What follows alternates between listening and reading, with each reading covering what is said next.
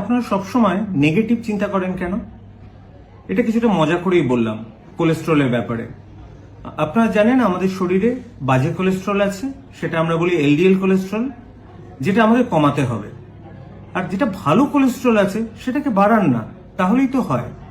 কি করে এই ভালো কোলেস্ট্রল এইচডিএল কোলেস্ট্রল বাড়ানো যায় সেটা ব্যাপারে ভাবা যাক। এইচডিএল কোলেস্ট্রল কি করে জানেন? শরীরে যে অ্যাথেরোস্ক্লেরোসিস হয় বিভিন্ন জায়গায় পলি জমে, সেটাকে দূর করতে সাহায্য করে। এই এইচডিএল কোলেস্ট্রল যদি আমরা 40-এর উপরে রাখতে পারি, হার্ট অ্যাটাকের সম্ভাবনা কিন্তু বেশ কিছুটা কমানো যায়।